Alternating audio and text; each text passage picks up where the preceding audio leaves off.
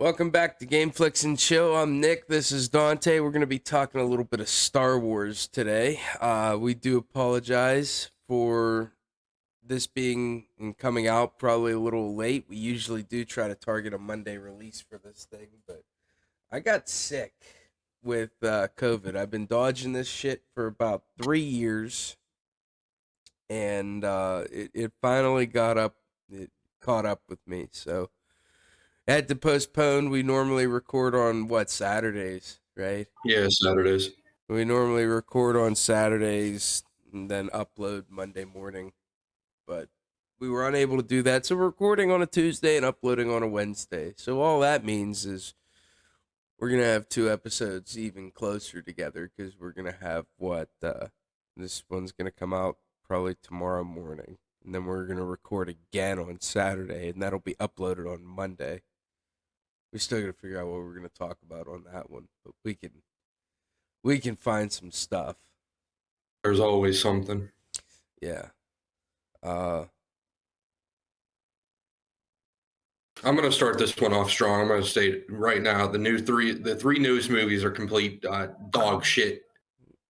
I honestly don't even want to spend much time talking about them. To be honest, the only one that this is kind of jumping the gun a bit, but Rogue One so far, it's in my top three. I actually don't mind Rogue One. Like out of all of them, I like the story. You got it. They introduced the characters.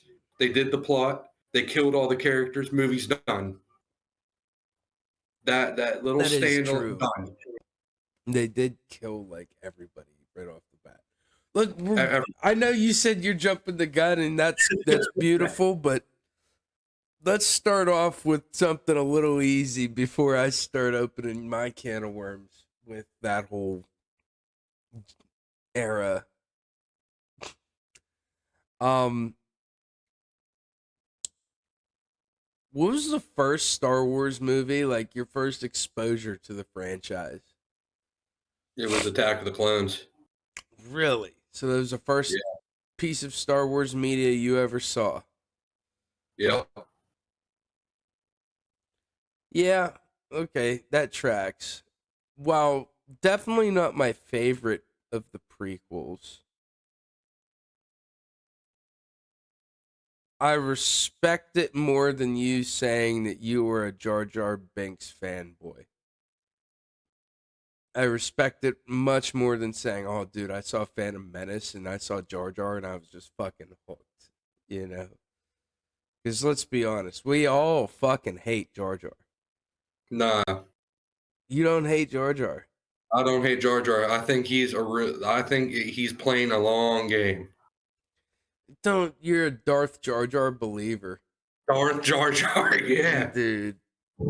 I think that Jar Jar was a George Lucas ploy to try to really hook children into the franchise. I don't know. It's just there's only so much dumb luck can get you, and the fact that he walks away from every scenario in which he shouldn't be walking away. I ain't gonna lie. The first time I saw that YouTube video about Darth Jar Jar, I was like, maybe that was his original plan. But then I think he abandoned it once he realized how much people fucking hated Jar Jar. I don't understand the hate.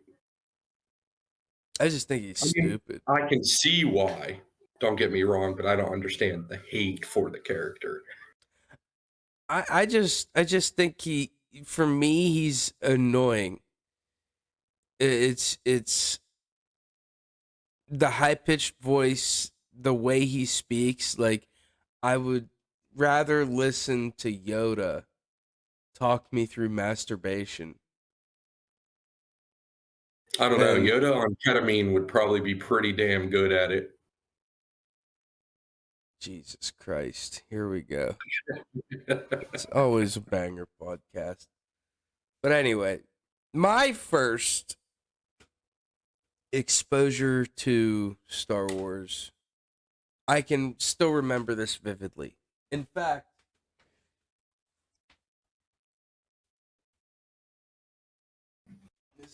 show how kind of old and how deep my roots are is I still have my VHS set from the original trilogy, and they've been repaired multiple times. So my first exposure was watching these, and I was a big return of the tape that probably got beat up the most was Return of the Jedi, and but my first exposure was with Episode 4, Star Wars. Hmm. Lucas later rebranded to A New Hope, but um, the original trilogy, man.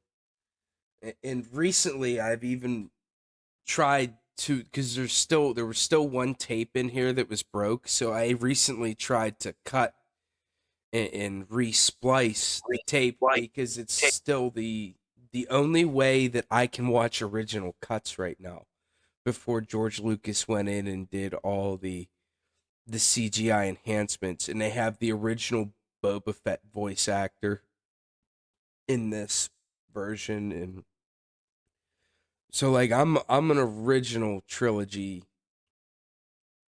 lover. I just remember being like probably 4 or 5 years old, and me and my cousins, who were significantly older than me, would sit down. They would come over, they would babysit me, and they would sit down with me, and we would watch these on VHS in my parents' basement. And it was like, make the couch fort with the blanket and the chair, and pop that in the VHS player, and everyone huddled around the CRT that was, I don't know, it wasn't little, it was maybe about this big in my parents' basement, and we would watch those. Excuse me. Sorry. So that was the first time that I ever really watched them. And then the prequels came out in 99, right? Yeah. Okay, so I remember my cousins, yet again, taking me to the theater in 1999. No. Yeah, I would have been 3. I was born in 96. So, like, that really goes to show. I mean, at that early, so I would have had to have been 3 watching these, and I remember that. And that's wild to think, because I remember being at the theater in 1999.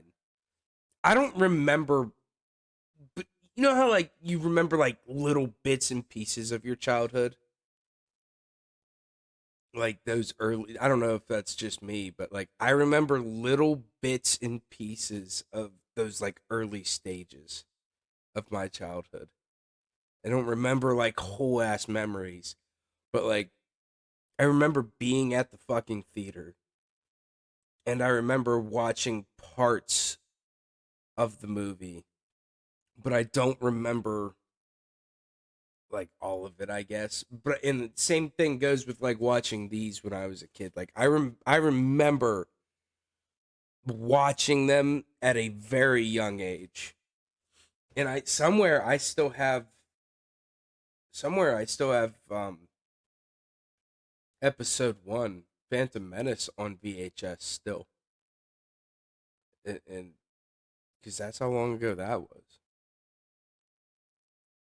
But yeah, that was my first exposure to it. So I think it's pretty fair to say that you're a prequel lover and I'm a original trilogy lover. Yeah, probably. I also want to say I think Kenobi's a subpar character. Yeah, I don't disagree. Like I like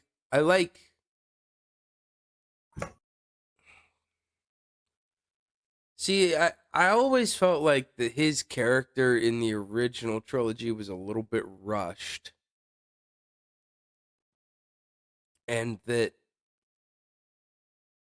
his character played by Ewan McGregor in the prequel trilogy,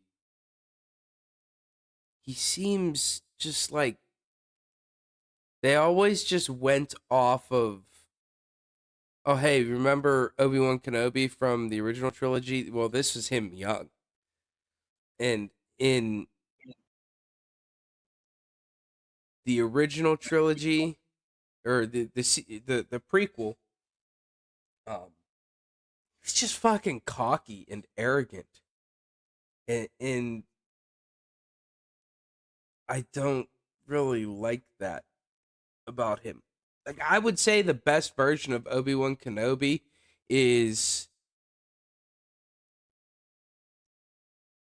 in Phantom Menace when he's young, but he's like obedient to Qui-Gon, right? Mm. Like, he listens to Qui-Gon. Qui-Gon was like, who honestly is probably my favorite of all the Jedi, is Qui-Gon. He's pretty subpar too. No, we'll get into that, but like I'll make a strong, decent argument with it about him, and I might be able to turn you around. But I agree that Obi-Wan Kenobi is subpar. But what I was gonna say was like his best moments were in Phantom Menace because he's like actually learning from Qui-Gon, and he's not cocky and kind of arrogant, which I think are good ways to describe him in Attack of the Clones. He's just like always kind of berating Anakin instead of just being like, you know, the type of figure that Anakin needs in his life. And then the only time where you ever really see him almost give a shit was whenever he's fighting Anakin on Mustafar. It's like True. right at the end where he's like realized that, oh man, I like wasn't there for you in the ways that you needed me to be there for you. I'm sorry. And he's trying to like pull him back, and it's like clearly too late. It's like, dude, you if you'd have just been there for him when he needed you to be there for him in the ways that you needed, because what Anakin really needed was someone who was not just so Jedi Council this or Jedi Council that. You know, he needed someone not just as a friend, but almost like a father figure. You know, Yeah, and you found that in the Emperor. exactly, exactly. In Obi-Wan, you know, I mean, you figure he was still technically a Padawan when he took Anakin on as his trainer. So like Obi-Wan never had that either. So it's like kind of like, you know, slightly traumatic, but he at least had Qui-Gon, you know. And well, I'll say this, the best I would say the best versions of all of the prequel characters exist in Star Wars The Clone Wars animated series. 100%. Yeah. Like, and I know it's not, shout out to all the actors. You know, it's not their fault, right? They were directed a certain way by Lucas. And Lucas himself has always said that he's not the best director.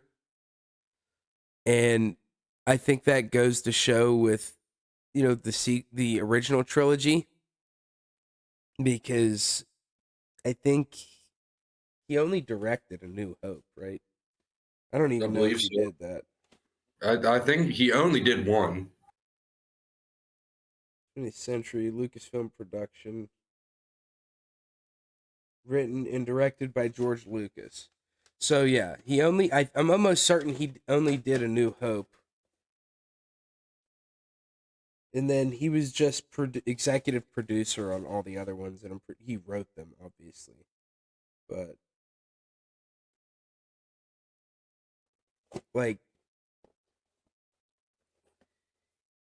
so he wrote the prequels, directed them, and produced them all himself.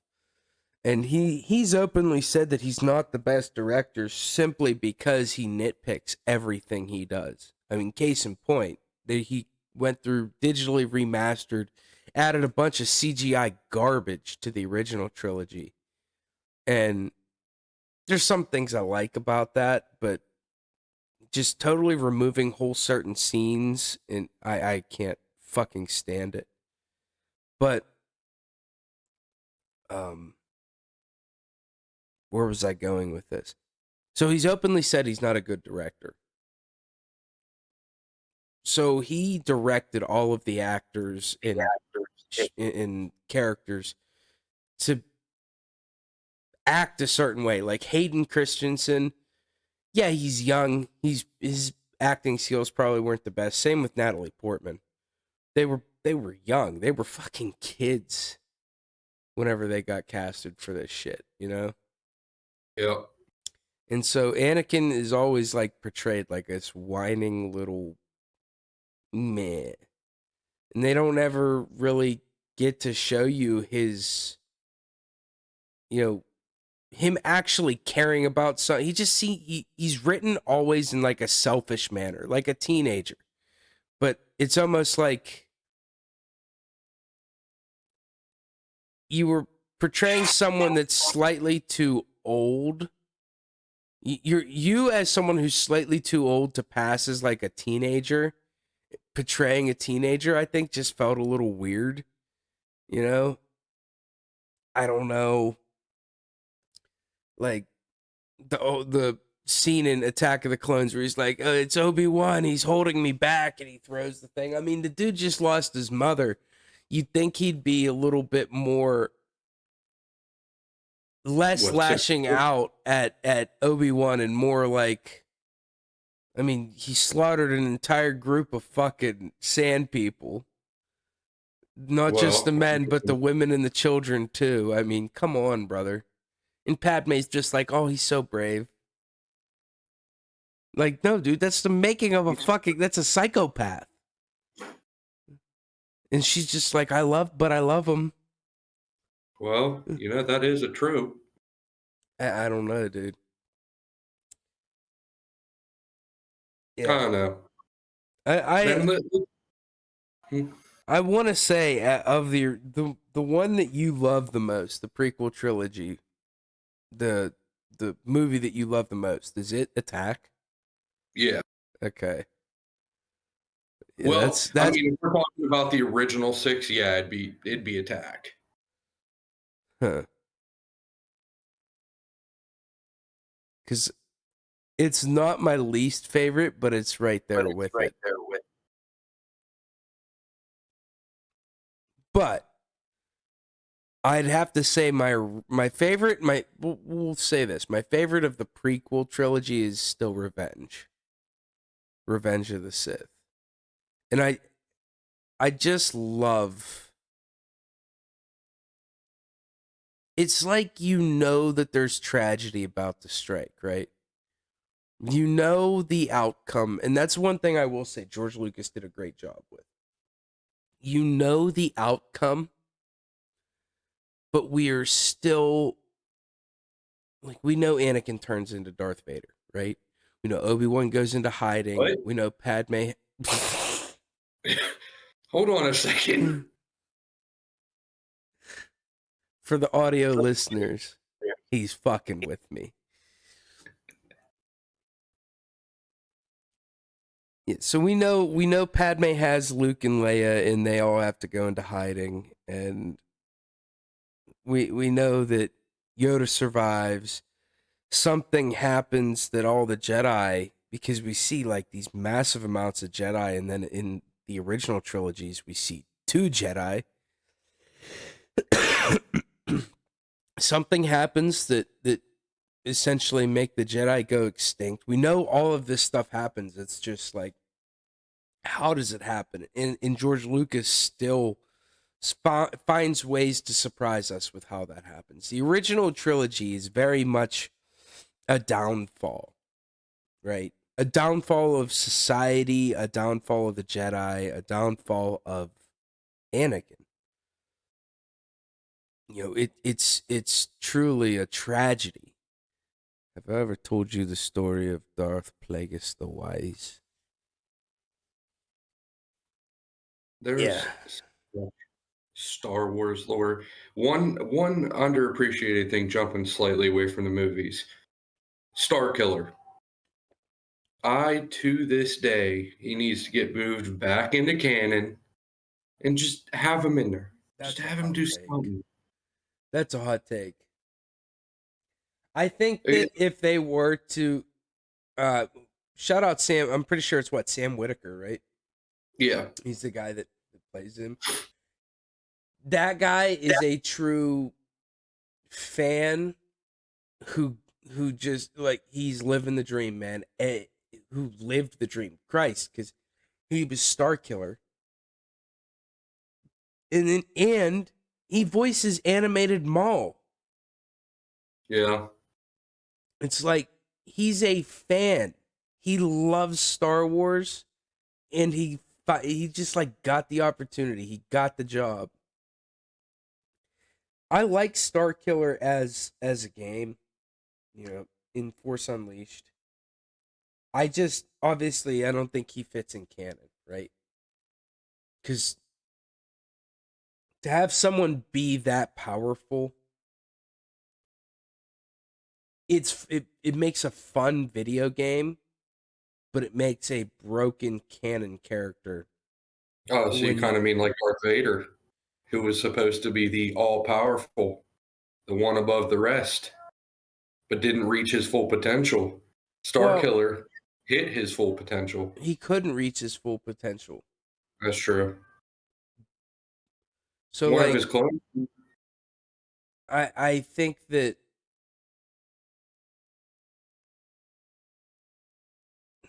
it was said somewhere in one of the books that and this is I'm talking canon now, All that right.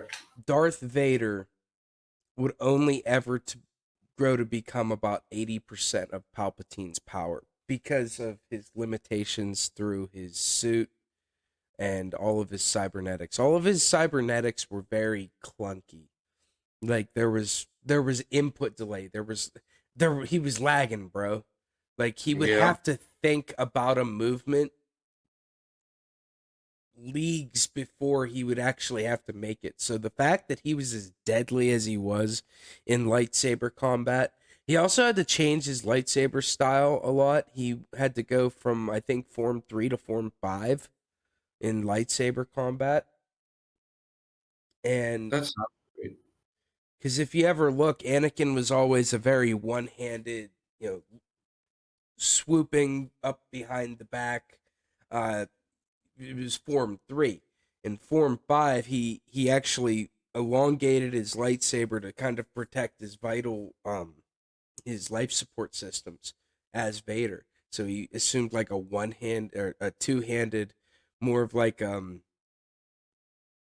believe it or not, it's more of a defensive um lightsaber fighting style. And he was more calculated, more controlled. Um But between that and him losing a lot of his limbs, and when he burned on Mustafar, he lost his gift. So each Jedi kind of has a gift, and Anakin's gift was to be able to see the future. And he was after he burned on Mustafar, he actually lost that gift. And that suit that he was in was actually also designed to keep him in a perpetual state of pain. It kept him in pain and agony at all times to further feed his dark side powers in his rage. And they had actually offered to make Palpatine, I'm pretty sure, had offered to make him another suit, and he said no, I want to keep this one because that pain keeps me even more powerful than he could have ever imagined. But had he not lost all his limbs, and had he not turned to the dark side, or I believe even if he did turn to the dark side, he would have become 200% more powerful than Palpatine was. He's the chosen one, dude. He's the chosen one. And that's why I kind of love the prequels so much. It's the fall of the one that was supposed to change everything and return balance. And in a lot of ways, he did. I mean, you have two Sith running around and what, a couple hundred Jedi? How is that balanced? True. So yeah, I think the original the prequel trilogy is very much a story of a downfall, a tragedy, a downfall of the one that was supposed to, the chosen one. And the original trilogy, I think, is very much, I always used to look at it as like the downfall of the Empire, but it's really the building of something new. It's an upbringing. So they're bringing up this rebellion to turn into the new republic. And it's a story and an adventure of a son, Luke, who we don't know is Vader's son. Spoilers. Until my personal favorite movie of all Star Wars, which is Empire.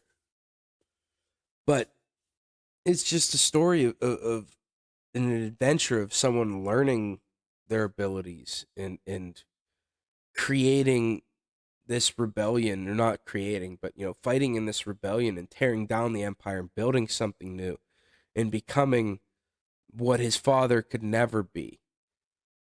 Luke is also a very strong Jedi.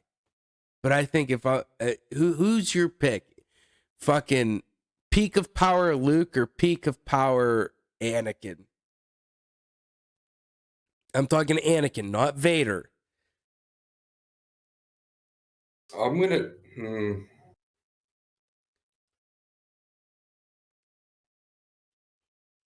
I'm gonna go with Luke. See, you don't know how badly I want to say Luke, but I think peak power Anakin would. Sorry, it's the COVID. Yeah, Luke must be getting you. I think peak power Anakin is probably going to walk on Luke. I just really do. He's the chosen one, dude. He's the strongest Jedi who ever lived until Daisy Ridley became Rey. But at the same time, Luke. I don't know. He was more. I don't know. He was more of a likable character. All right. And I don't know. I feel like he would have surpassed just by the simple fact of time. He had his quote unquote father's blood in him. So how do we know, yeah, maybe he was the chosen one to make Lucas the chosen one? Maybe. But I think that Lucas has come out in many statements saying that no, Anakin is in fact the chosen one. And then Luke went and kissed his sister. Yeah.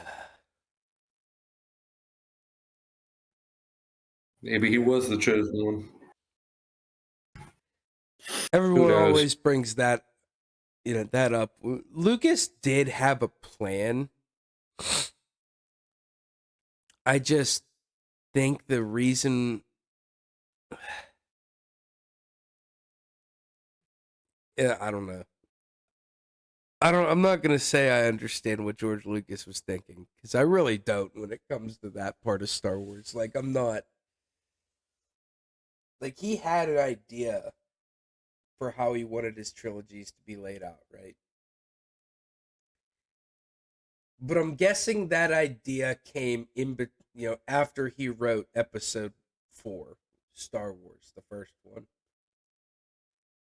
and because Empire, which is ironically my favorite Star Wars movie, Empire wasn't entirely written by George Lucas, and I believe there's actually some drama about The Empire Strikes Back, because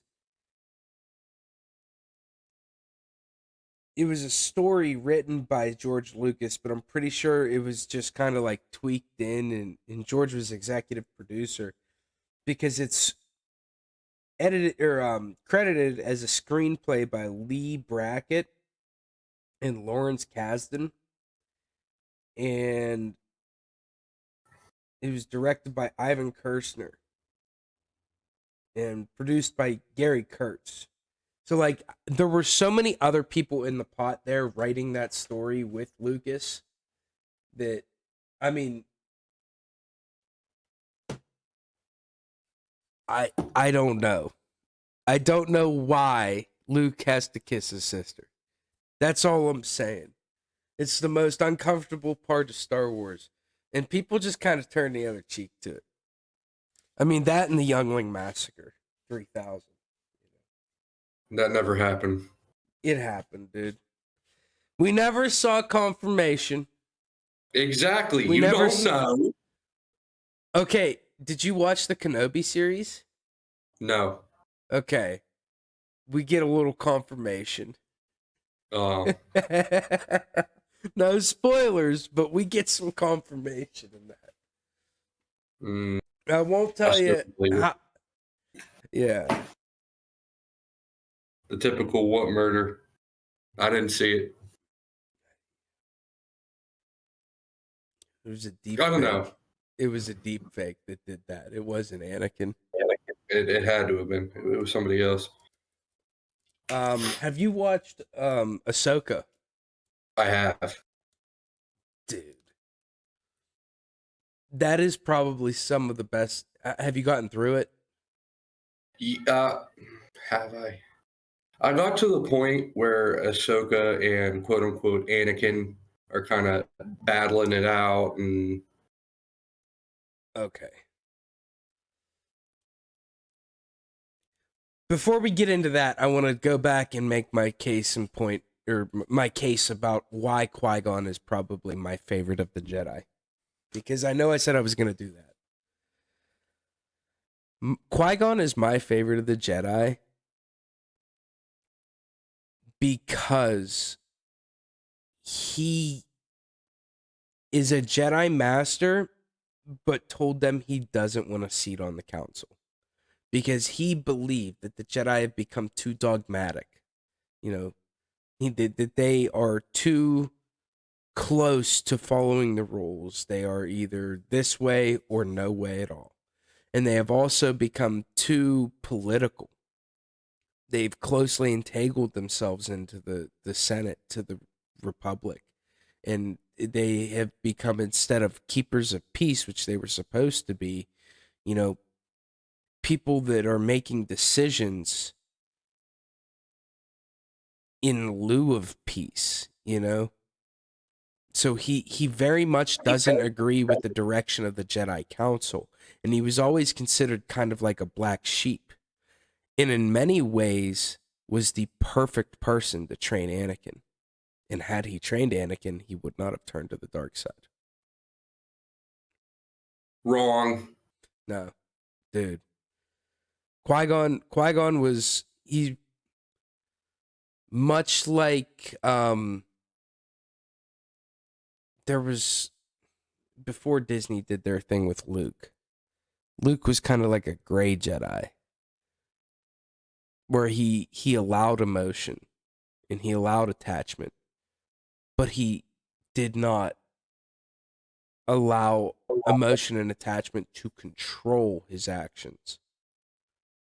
Therefore, he was able to use those emotions to become stronger in a lot of the same ways that the dark side users did, but he didn't do it through hate and fear. He did it through love and just wanting to do more for the people that he did love. So they called him a gray Jedi, and Qui-Gon was very much like a gray Jedi. And in a lot of ways, I would say that Dooku was a gray Jedi, but still too far to the dark side. Even Mace Windu's a gray, kind of like a gray Jedi, because he uses his emotions to, to channel controlled portions of like dark side energy into his force technique. Even though Mace Windu is probably the most dogmatic, well, one of the most dogmatic Jedi, Kai Mundi or whatever the fuck his name is, Master Mundi. He was an asshole about it. But yeah, dude, I love Qui-Gon Jinn. I think he's probably my favorite of the original trilogy Jedi, or prequel trilogy Jedi. It's wild that he died so easily too. How about that? That is kind of bullshit. Like, they must have invented back the, in between him dying and Maul getting cut in half. Like, if he would have died probably 12 minutes later, he would have probably lived.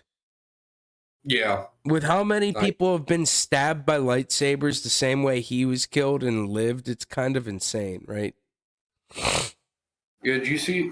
I recently watched a video. It was they slowed down when they were trying to get off the ship after all that nonsense happened and all that. All the blaster firing you hear in the background, that's the stormtroopers shooting each other to get to the escape ships. In what? It's right after Luke watched old Ben go down. Oh. When they're all getting ready to go on the Millennium. Oh, okay. That in the background, the ship's going down, or sorry, the destroyer's going down. All the blaster fire, because all the people they were shooting at are on the ship. So why is there still blaster fire going on? It's all the stormtroopers shooting each other to get away. I don't know that I've ever noticed that before. Just That was as- on the just Death as like a Star. that was just like a little tidbit. It wouldn't surprise me. Stormtroopers are notoriously dumb. They can't see for shit. They can't shoot. Do you ever see the overlay of someone's head in an actual stormtrooper helmet? It's like the eyes are here and the fucking eye holes that they actually have to see out of are like up here. It's like, it's fucked. All right, now for a little bit of something, the shit under the shoe. I'm going to be honest with you. I don't even remember the name of the new three. So what? There's The Force Awakens. Okay, yeah, that's one of them, I guess. There's a Rise of Skywalker. Last Jedi and Rise of Skywalker. Yeah. Okay. Yeah. Sorry, I actually had to think of them. Yeah, my opinion is they. I'm always they a had a visual good start. Visually, they all look fantastic, but I don't even know how to state it. I don't like them. They didn't have a plan. Luke's character in the new ones, he was like, I'm just gonna chill. Nobody messed with me, and then somebody messed with him, and he's like, all right, well, I guess I gotta do something now. I still don't like how Han Solo had to die, even though, Mr. Ford said he was done playing the character. See, all right. I think that The Force Awakens is probably the best of the new ones. Because it was clear that J.J. Abrams wanted to set stuff up. He was like, he needed to set some things up, and he did so in a familiar way, which is essentially rehashing A New Hope, right? Hey, shout out to Starkiller Base. Mm-hmm. Another Death Star that was literally a planet. Yeah. they're gonna name a place that Star Killer. was capable of sucking in a sun. So we already have like Transformers 2 vibes going on. It's like That's J.J. true. Abrams called up fucking what's his face, Michael Bay, and was like, "Hey, I need your plot point." And Michael Bay's like, "It's all yours." Yeah, it's capable of sucking up the energy of a star and destroying multiple planets at once. And so it's like, okay, I really like the fact that yes, we're rehashing A New Hope. The one thing I will never fucking give them shit for, the acting compared to the prequel and hell, even the original trilogy, the acting in the sequels, it's top notch. Truly. Shout out to all of the actors in those movies in the sequel trilogy, because you guys really did. They did do a good fucking job. It's just the direction and the writing that I didn't agree with in a lot of them. So I think that the best of the sequel trilogy is clearly, like, beyond the shadow of a doubt, is episode 7, because it's clear they wanted to set stuff up. Who is Rey? You know, why is she important? And what was, you know, they set up Snoke as the main bad guy right off the bat. You know, assuming the role of essentially Palpatine. And they set up Kylo Ren. I kind of liked Kylo Ren as Ben Solo. Like, that twist right in the first movie was cool to me. And him killing Han in the first in the first of the sequel trilogy, I really actually liked it. And I kind of, where it all goes awry is when you watch The Last Jedi. And upon watching that movie again, and I haven't watched it recently, I like a lot of the things they did in that movie too.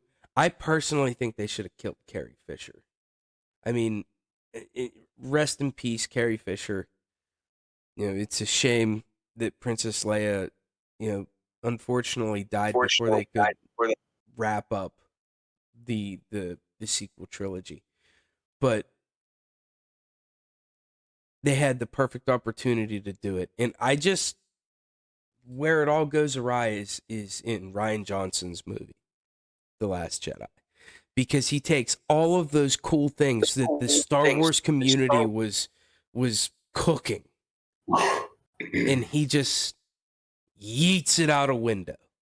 And he made a movie that divided the fan base so much. When you do that, it's never good. I like some of his decisions that he made. As much as I kind of don't agree with Luke's downfall in his movie, like wanting, like feeling the dark side and feeling all of what Ben was gonna do in the future and wanting to kill him right then and there. Like, that's your nephew, dude. Luke would never do that. He just wouldn't.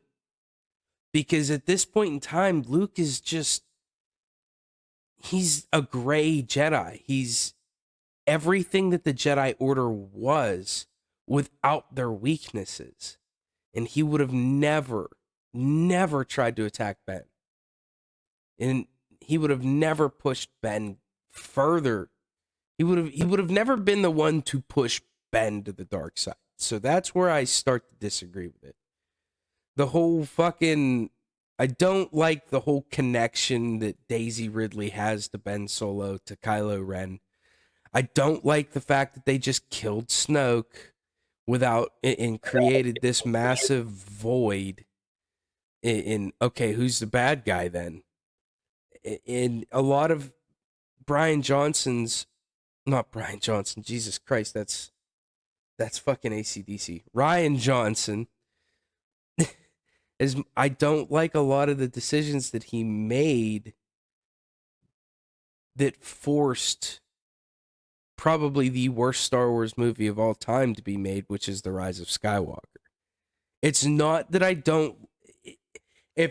If they had written out a plan, because it's clear that they didn't for the sequel trilogy. There was so much set up in episode 7 that episode 8 just threw away because Ryan Johnson wanted to do his own thing. And there was no overarching direction for that whole trilogy. It was set up, but it was never executed. I will say that Luke fucking force projecting himself across the galaxy to fight an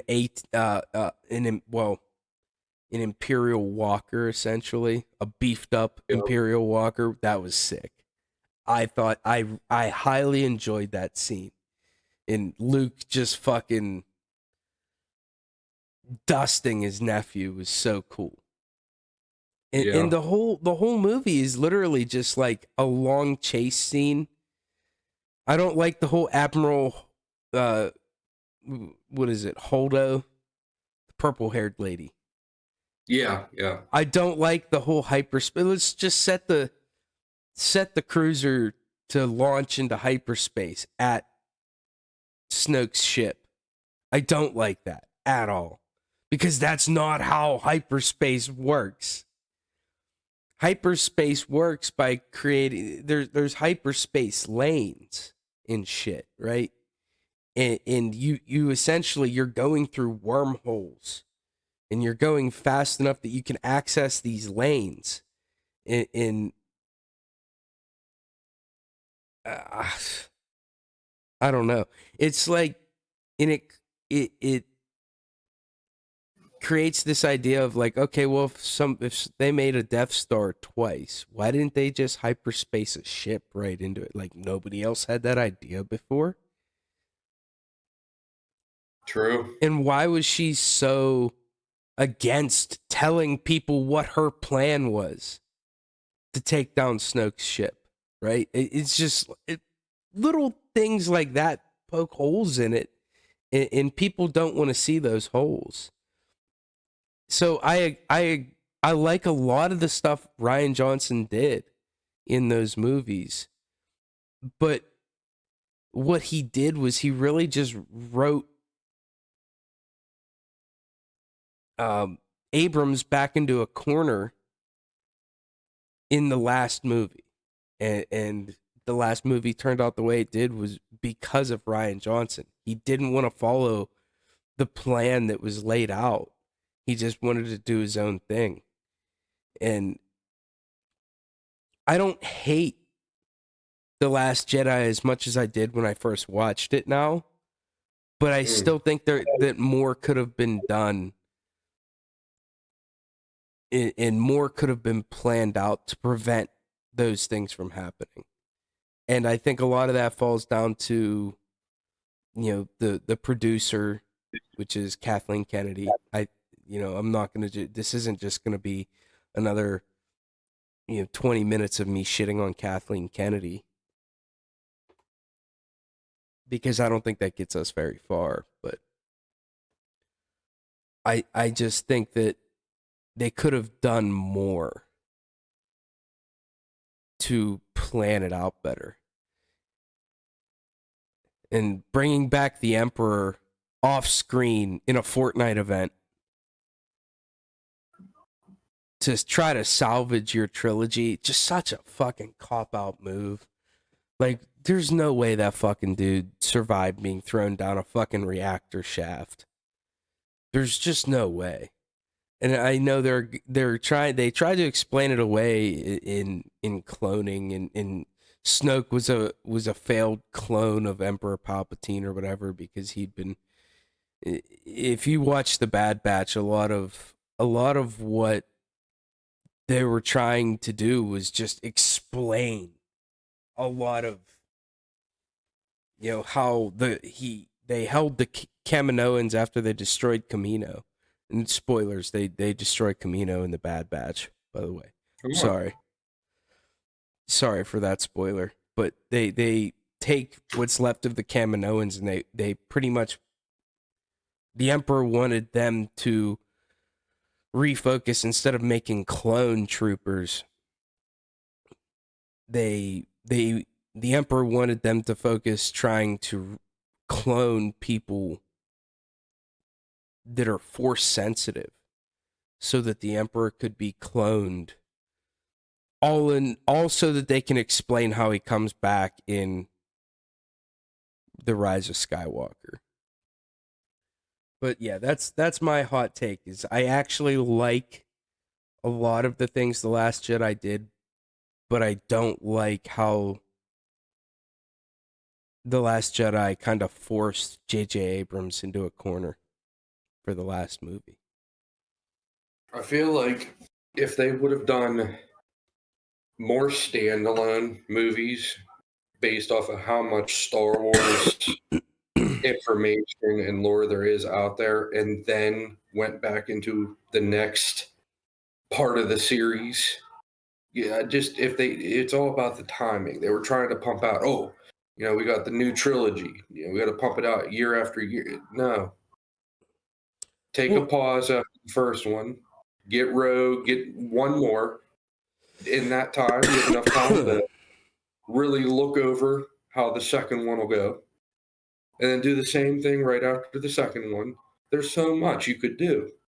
Just take a pause, get the content out there, keep your fans interested, move on, make something good. Stop being, and I can't even say money greedy, because if they say make 5 more movies, that's still them getting more money. So I don't see where taking that time would hurt anything at the end of the day. They just needed to take that time and plan better, is what you're saying. Yeah. Mm-hmm. And they tried to do that with Solo, right? They tried to make Solo a Star Wars story,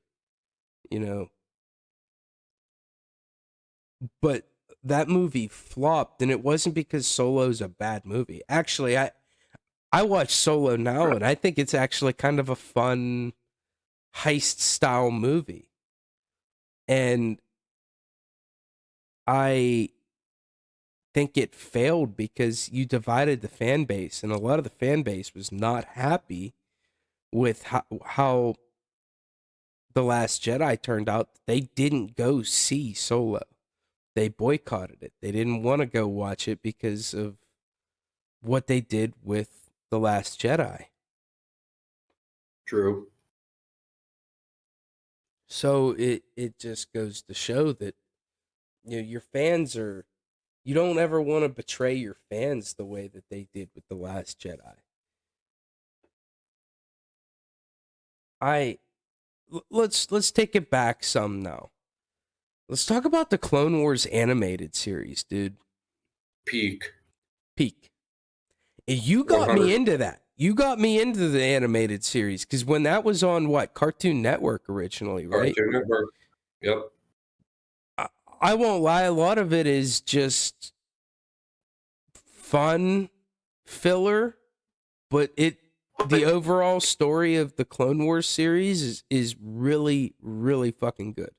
And the 7th and final season, hey, shout out Dave Filoni and the whole team that worked on that, because it follows those tropes, because we saw the prequels, we saw Revenge of the Sith, and we knew where it was heading, but it just filled in the gaps perfectly. Rest in peace to 99. I really liked Maul's inclusion. Oh, yeah. Like bringing Maul back and having him essentially, because what the Clone Wars did, it did 2 things. It filled the gaps in between Attack of the Clones and Revenge of the Sith, and it touched more on Anakin being the chosen one, and it so like that's essentially the overall story. There is Anakin being the chosen one, and um it filled in those gaps, and it's kind of goes back to what I said about the prequels, is how it feels kind of like the downfall of that character. It's like it's like watching the Titanic. Like every time I watch that final season of the Clone Wars, it's like we know where it's going to go. We know the tragedy's about to strike. But you can't help but just watch. There's Yep, nothing you can do. We know how it's going to end. It's just how do we get there? And they did a good job of that. I love it this. did. I love the story of Anakin, Obi-Wan, and Ahsoka going on. Uh, I can't exactly remember how it happens, and it's odd because I just finished the Clone Wars again.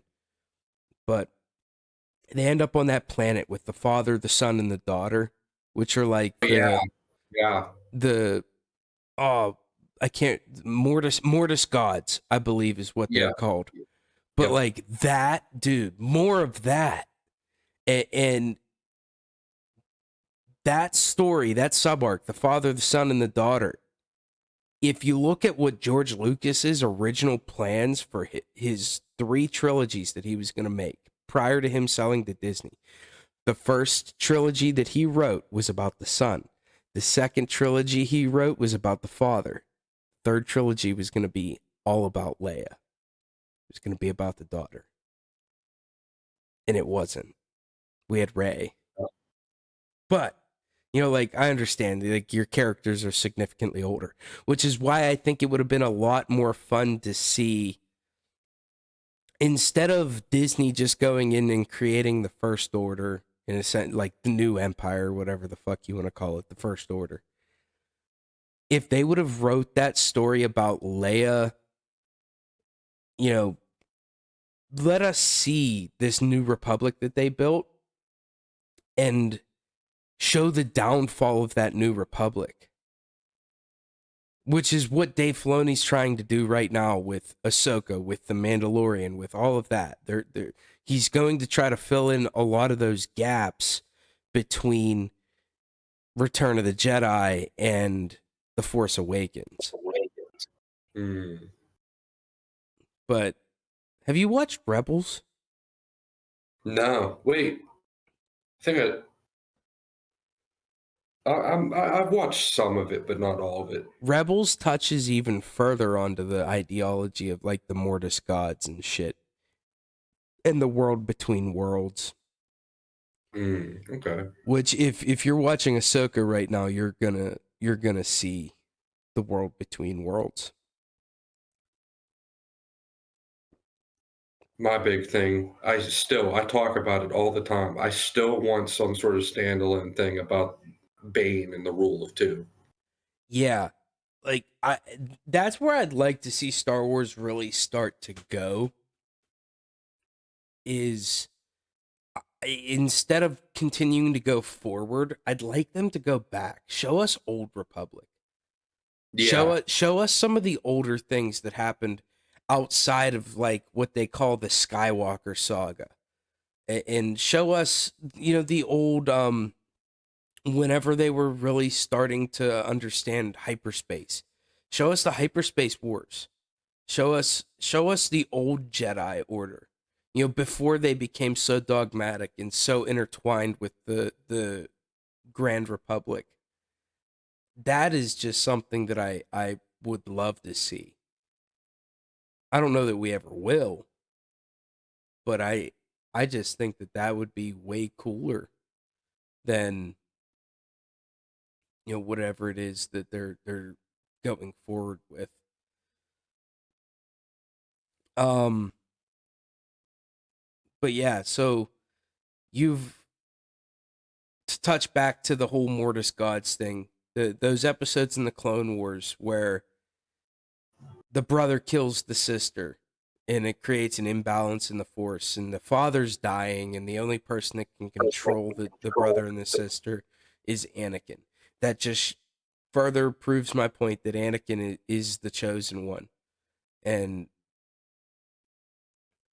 in Ahsoka, you get to see.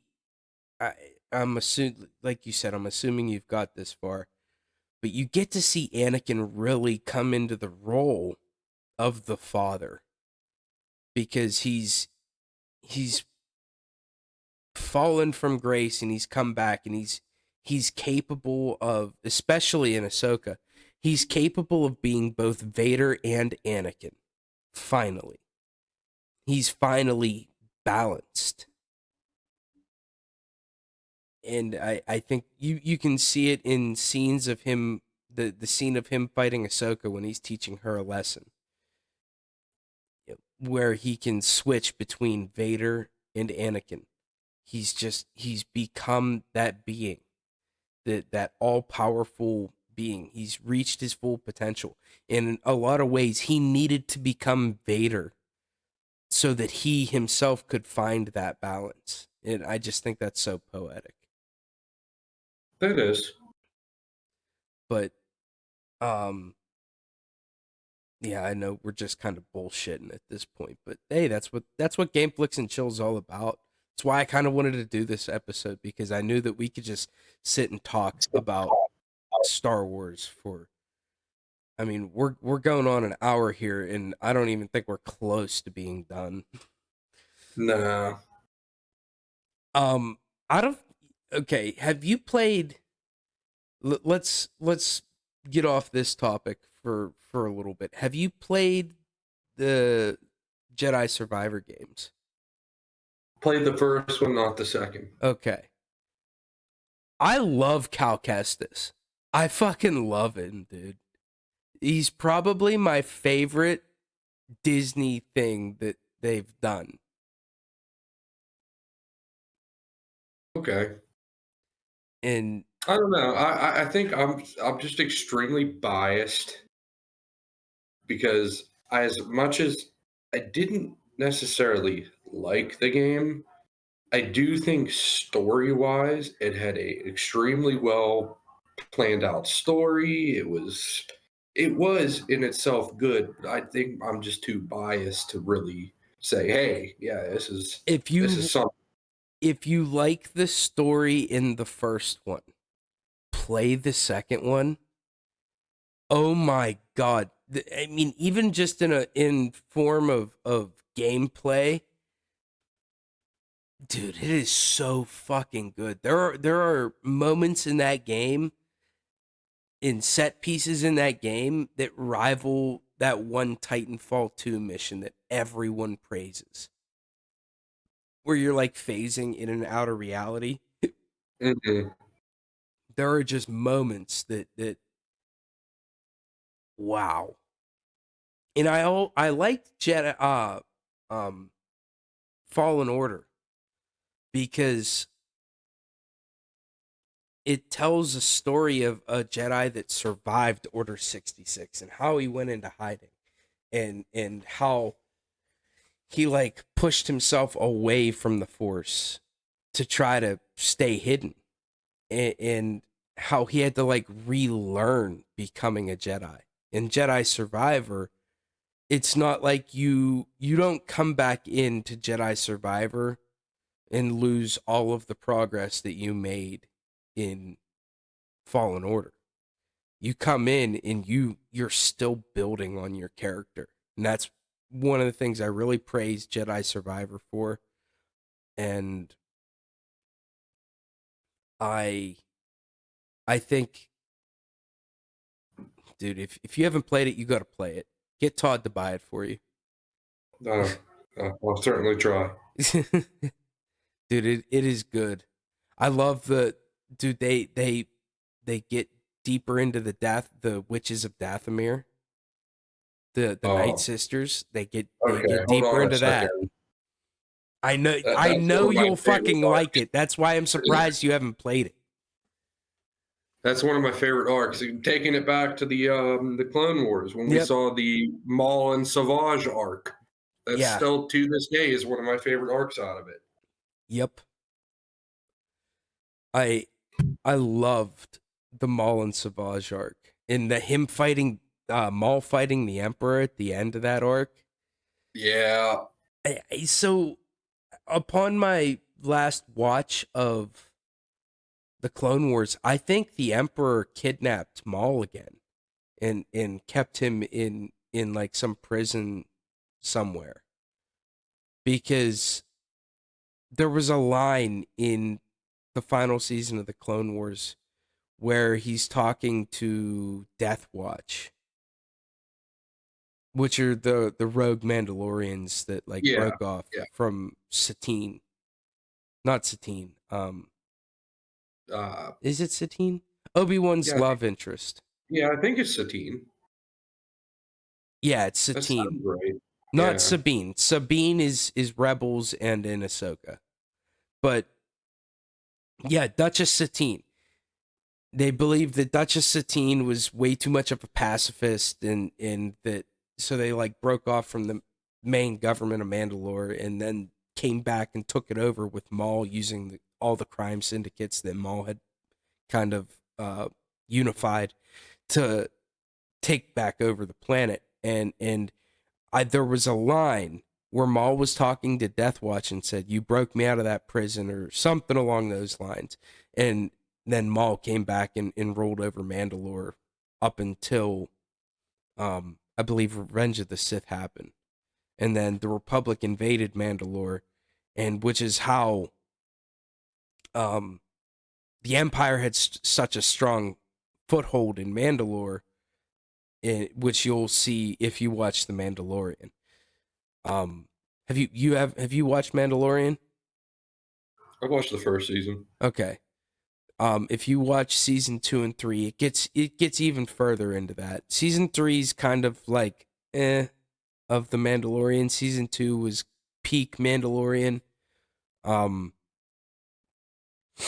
but it, dude, Dave Filoni, who was I believe the producer and creative lead on the Clone Wars, um, he wasn't the creator of the Mandalorian, but I believe that goes to Jon Favreau, but he was the producer of it.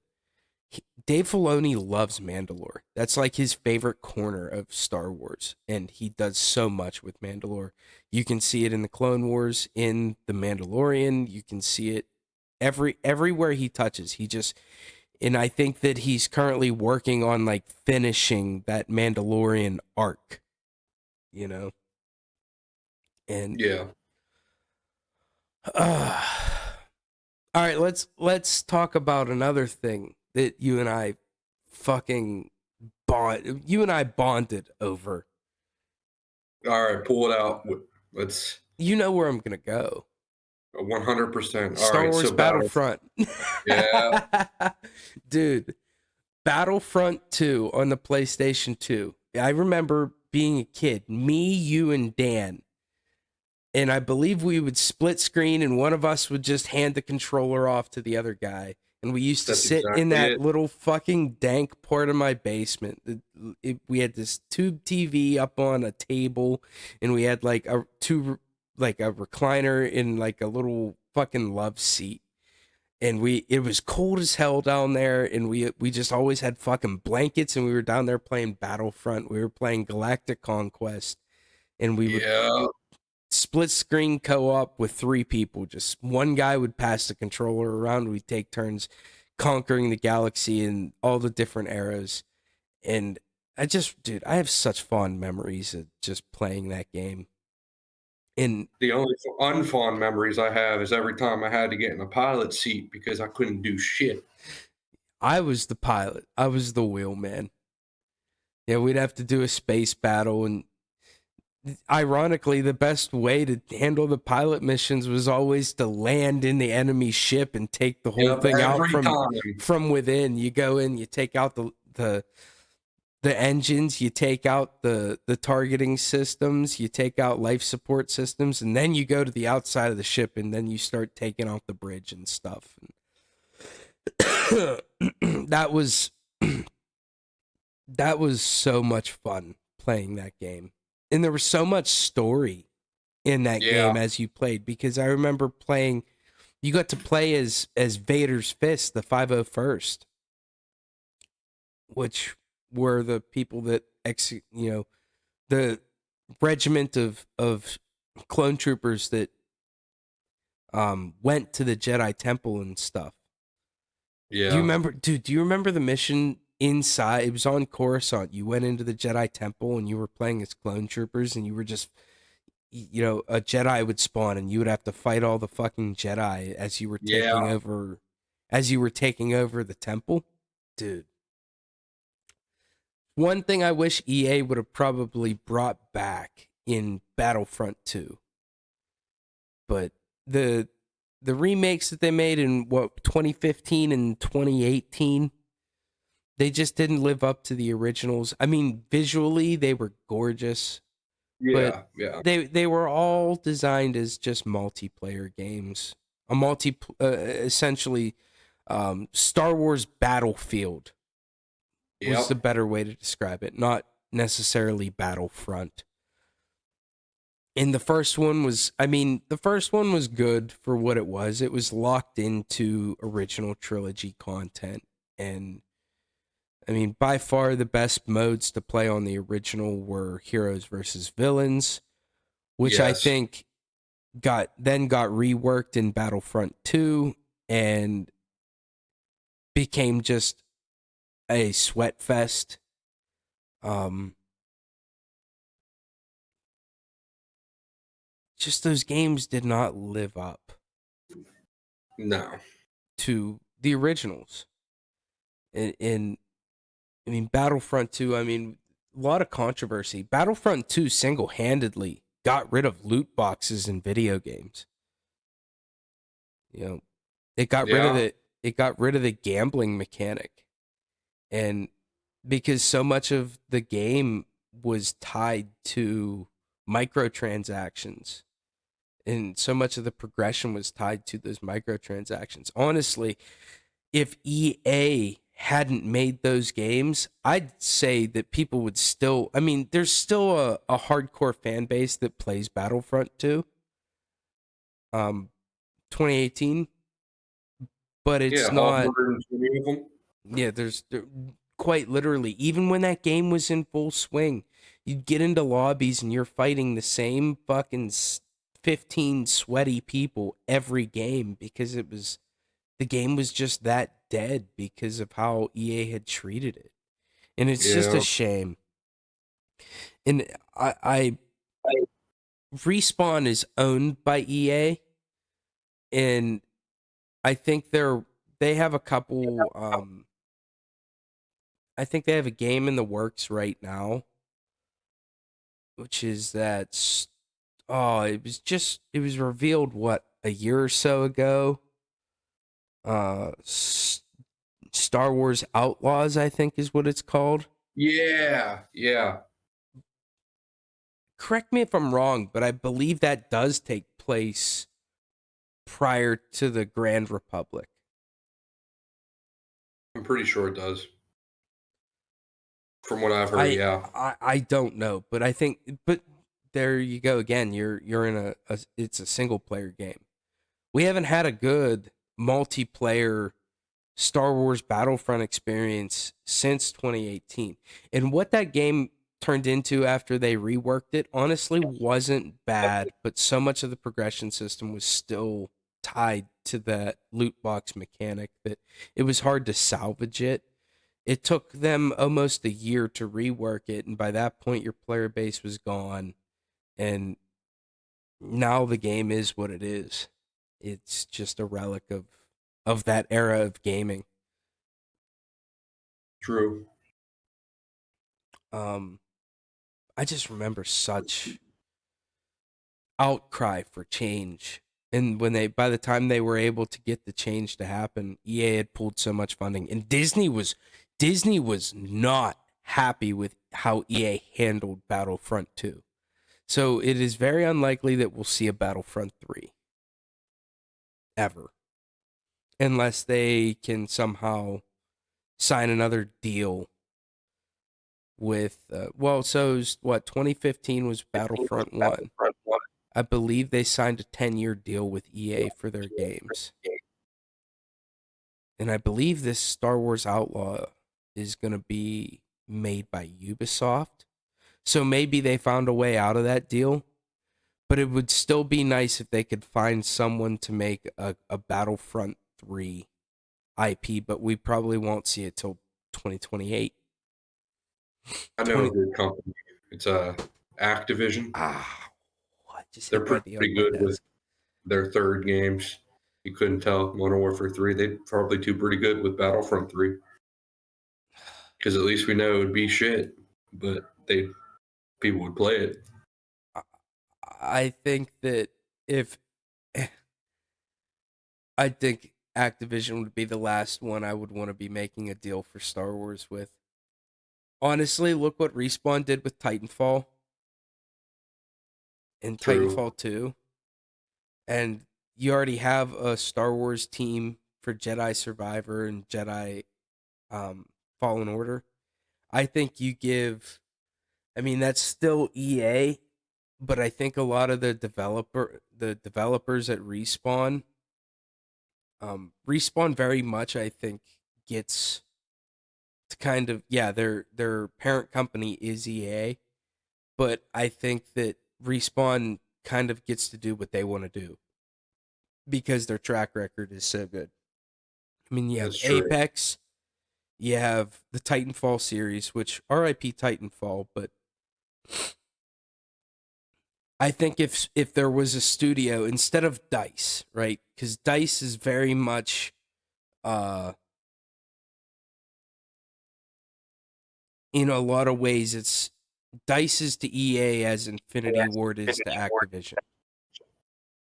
Where Respawn is to EA as Treyarch is to Activision, right? Treyarch gets to do what the fuck they want because they know how to win. Respawn gets to do what they want because they know how to win. They have Apex, Titanfall, the Jedi Survivor games, the Jedi Fallen Order Survivor, whatever. But I think if there was a development company out there right now, I think that EA would probably have the best chance, or Respawn would probably have the best chances of delivering a third Star Wars Battlefront game that was just a fucking banger. But knowing that Jedi Outlaws is going to be coming out, and I believe it's a Ubisoft title, I can look that up real quick, actually.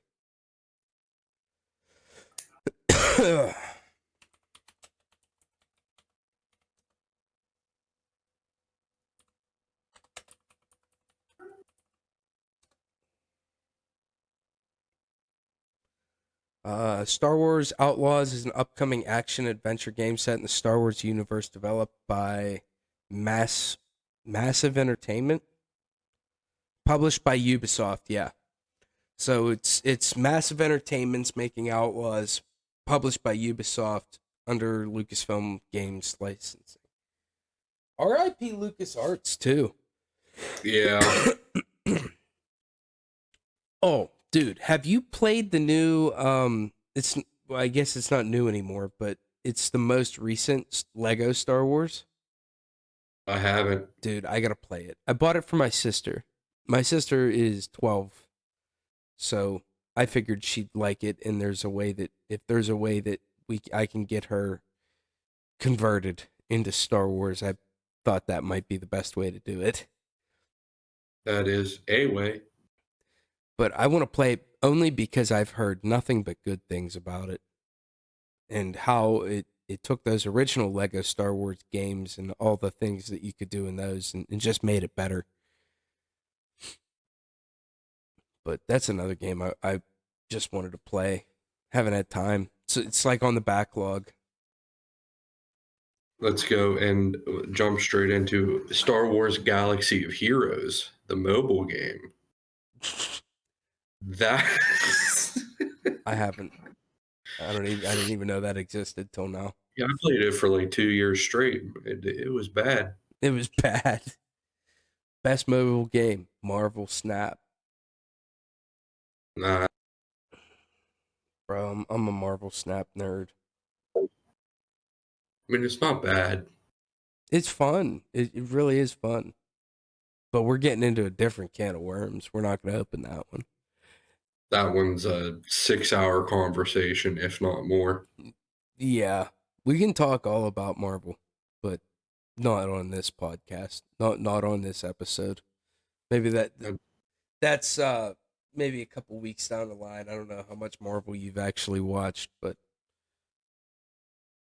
I believe the only the only stuff I haven't watched is the Multiverse of Madness.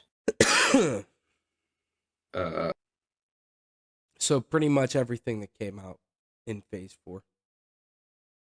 yeah, Okay. Well, getting into Marvel, I just want to say that like that's probably another thing I don't like about the sequel trilogy is how much Marvel they tried to get away with. Like in The Last Jedi, I believe it's Poe.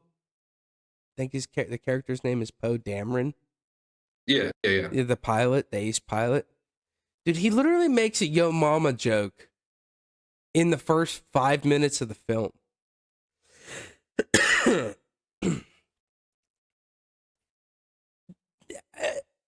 It's like And breaking the fourth wall for me. Like, you can't do that in a Star Wars movie. I'm sorry. There are rules. I know it's like an unspoken rule. You don't just say your mama jokes in a Star Wars movie. That just doesn't happen. That's not how that goes.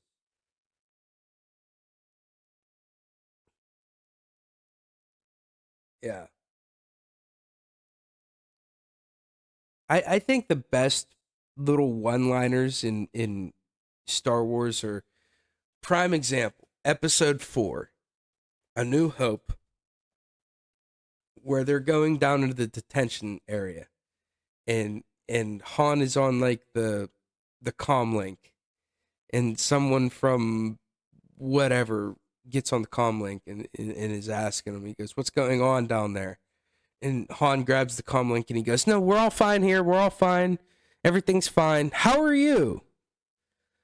And the guy's like, "What's your identification number?" And Han just grabs his blaster and shoots his thing and he goes, "It was a boring conversation anyway. Luke, we gotta get out of here."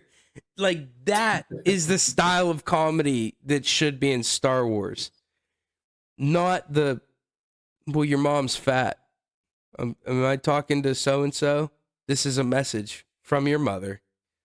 It's like, dude, it's not The Office. It's not Marvel. It's Star Wars. At least try.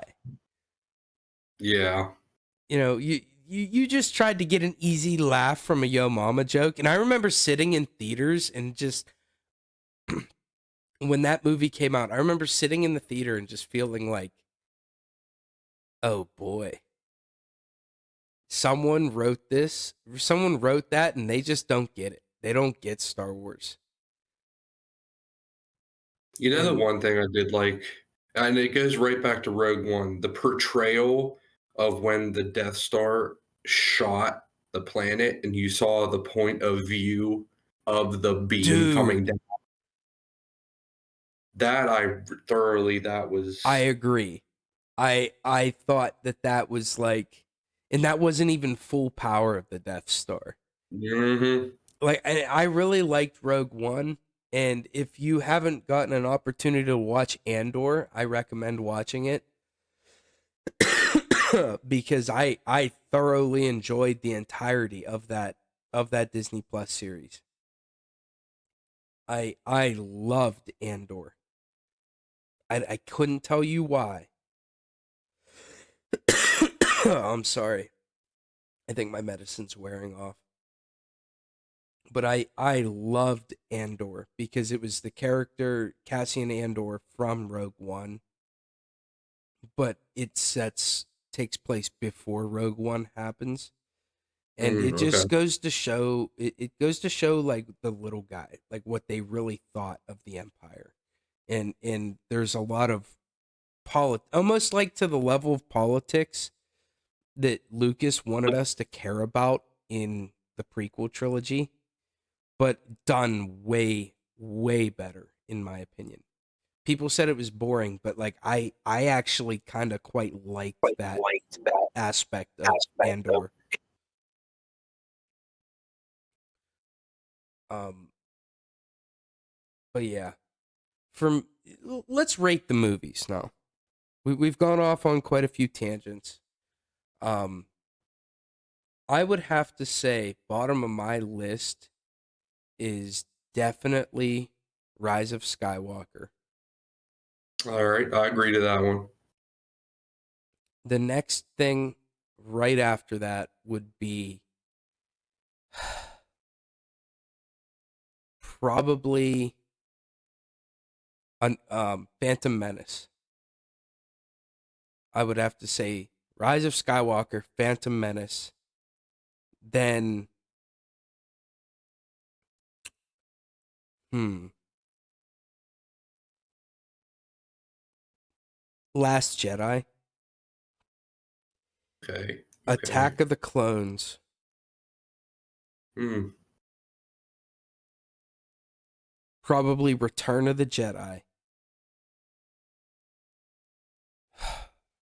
Then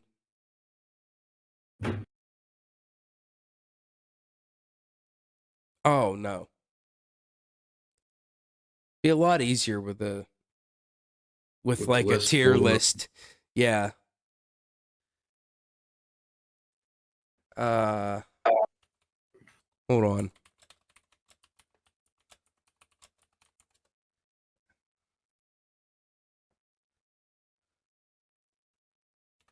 Here, we'll just do this.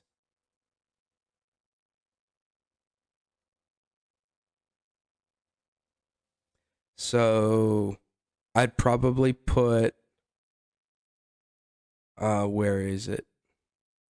I'm just gonna rank the the base trilogies here. So top of my list in S tier is Empire Strikes Back, right? Okay. Also in S tier, I would have to put probably Revenge of the Sith right after Empire. Then I would probably put. See, this is where it gets hard for me. I would probably put Star Wars: A New Hope in A tier. Um, you kind of have to rank the top, rank the bottom, then go backwards. Rise of Skywalker at the very, very bottom.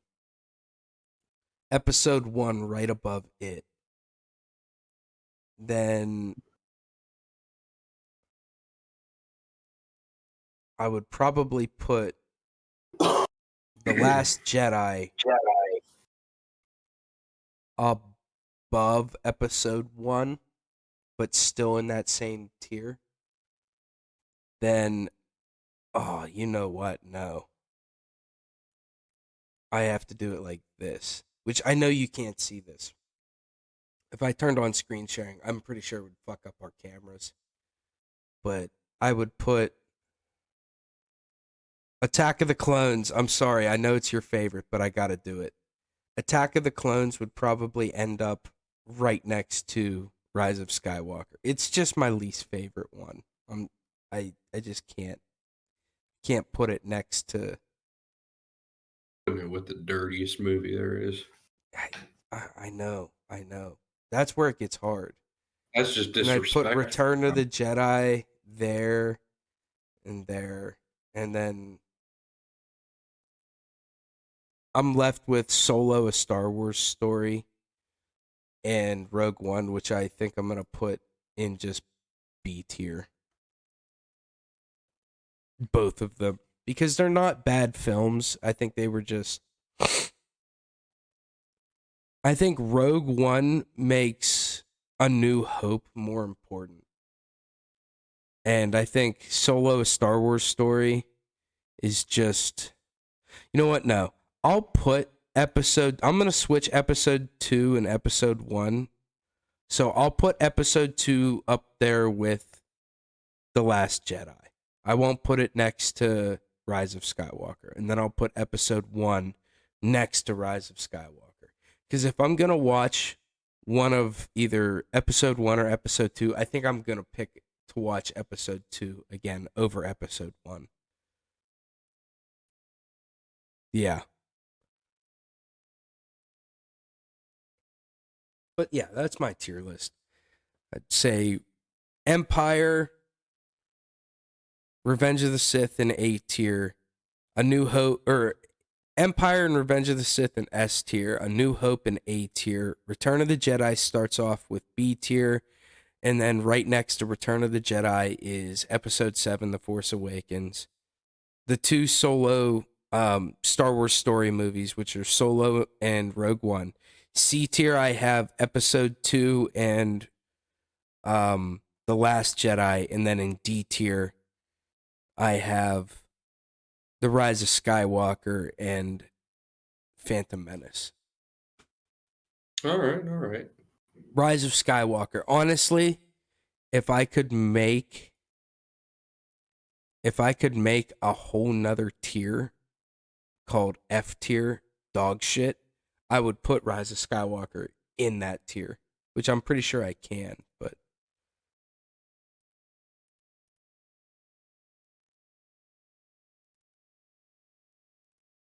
yeah, I can. Boom. Dog shit. That's a good tier. Dog shit tier. But yeah, that's how I rate them. Yeah, that feels pretty justified. Here, let's try this. This is gonna fuck our cams all up.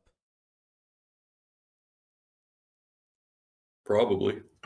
I don't know if you can watch this. Oh yeah, it did. It fucked our cams. It only fucked my camera up. But can you see that? I don't know if you can see it. It's loading.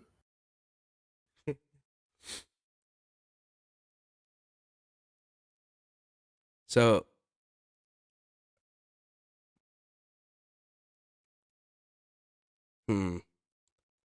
I'll pull all of these down.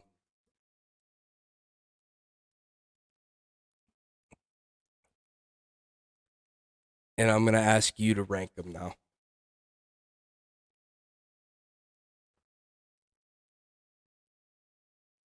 I don't know if you can see them. Oh, I can see them. Well, we know which one is just their residence is in dog shit. So. Okay, yeah, but I just have them all here in one line. Oh yeah. No, I see. What's your S tiers pick? S tier, probably Rogue One and A New Hope. Rogue One, New Hope. Okay, in that order. Yeah. Okay. Yeah. Okay, A tier, go. A tier is Empire and Attack. Empire, solid choice. Empire. That one, no matter the Attack. situation, Empire always has to be high up on the list. No matter the situation. It's just the best Star Wars movie out there. Sorry for our video watchers. Yep. Our cams are fucked up because of this tier list. We'll get better, I promise. All right. B tier. Man,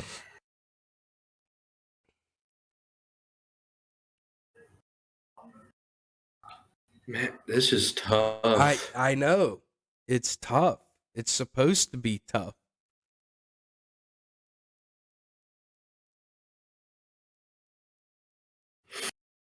B tier, just because it's right in the middle, we'll get Solo in there. Okay. Because I didn't like it, but I didn't not like it. It felt just like here's this. Yeah, it was just something extra, something to chew on.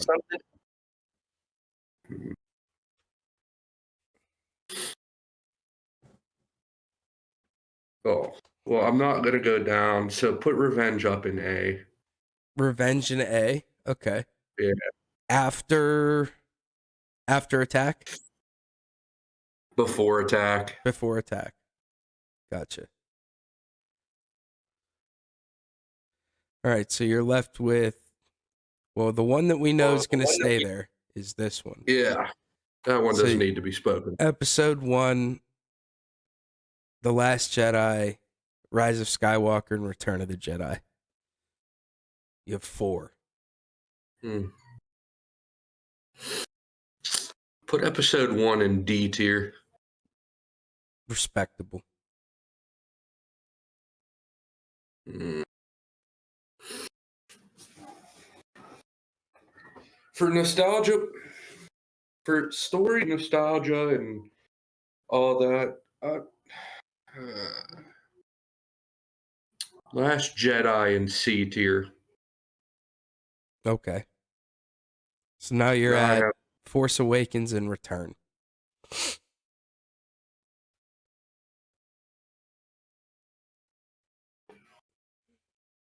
put Return in B tier. Force Awakens.